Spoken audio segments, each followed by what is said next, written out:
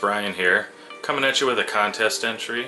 I'm doing a contest entry for Amber's Aquarium. She's got a contest going on right now where she's looking for suggestions on what to do with a 75-gallon tank that she's going to be setting up. If you are not familiar with her channel, go check it out. I'll link it in the description of my video here. But she's got a really good channel and it's worth checking out and subscribing to. Right now you're looking at my 150-gallon discus tank. As you can see, it's heavily planted. What I'm thinking you should do is set up a discus tank.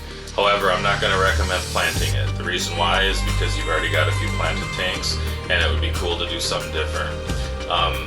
Something that I've been actually wishing I would have done, but now I'm too far into the planted thing with equipment and everything like that.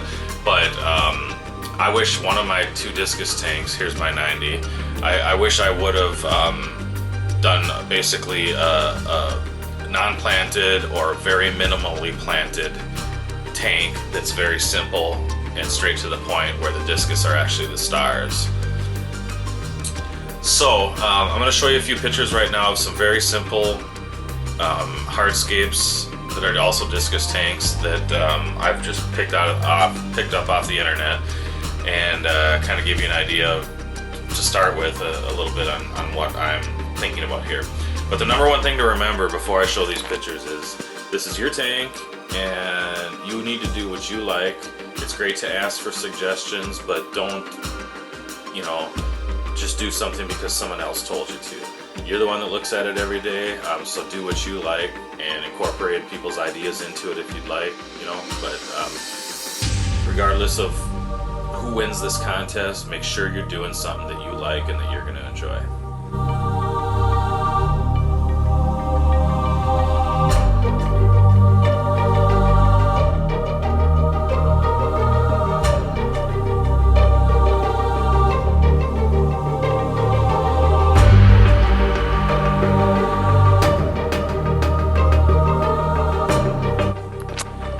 Okay, so I showed you a few pictures here. What I'm going to do, sorry for the glare, but it's that time of day. I'm going to show you my 90-gallon tank.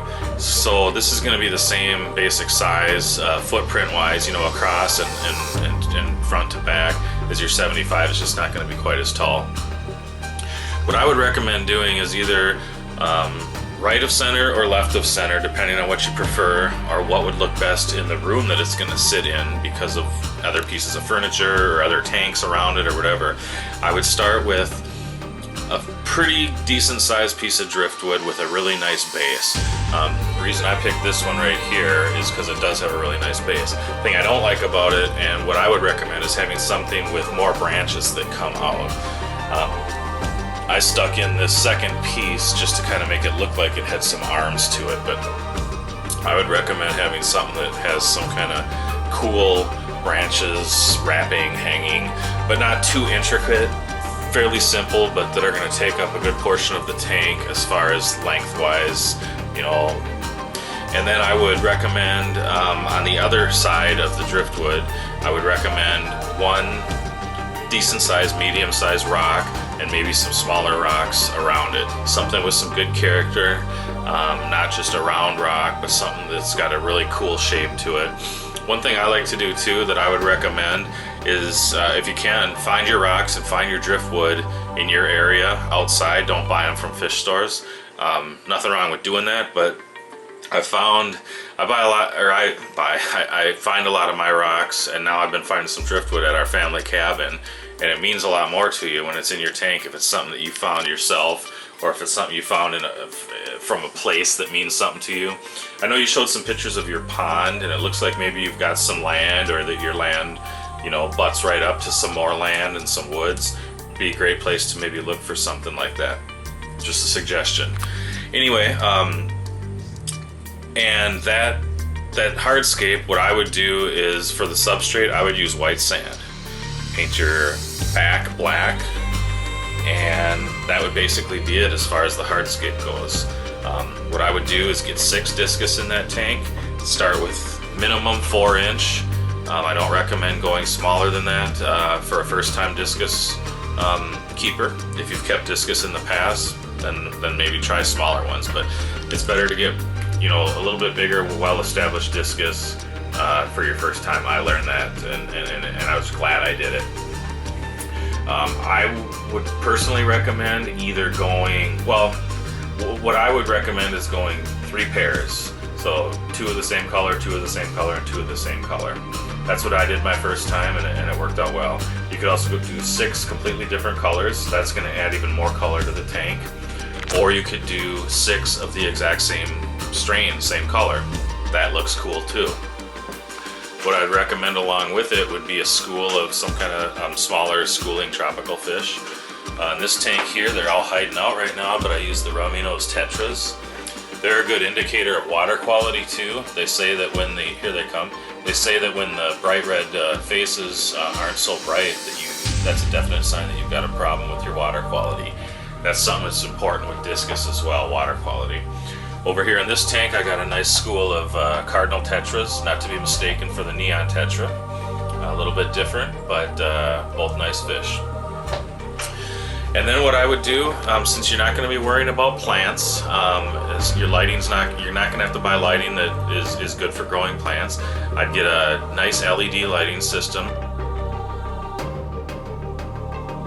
Probably something from Aqua Traders, because they've got good products at a much better price than some of your higher quality brands. Pick up some LED lighting that's going to accent the colors on your discus. Call it good. You're going to need to worry a little bit about water quality, so I'd go with an oversized, or not oversized, but I'd overfiltrate. Myself, I would use a canister filter, get a Fluval FX5, a Marineland C530, any of the major brands out there. They all have a big canister filter that's rated for, anywhere, for tanks that are much bigger than a 75 gallon. So go ahead and do that. Your water quality would be great. You're going to need to change water, depending on who you talk to, 2-3 times a week. And, that's basically it. Regarding the stand that you've got, I would keep the doors, get them in working condition again. That way you can hide your canister filter and any other equipment. I would paint it black or sand it down and stain it if you can, if you've got the ability to do that, but make it match whatever room it's going to be in. If you're handy or know somebody that is, I would also recommend constructing a matching canopy for the tank. I just think they really dress up a tank nicely, especially with a discus tank where you're going to be having, I would probably recommend painting your background black, and then when you're going to have the white sand, the driftwood and the rock structure, it kind of almost encloses it and makes it kind of look like almost like a shadow box. It almost, it's basically going to be a piece of living art in your room. So, other than that, those are the basic, simple suggestions that I've got. Again, whatever you do, make sure it's something that you want to do and something that you like.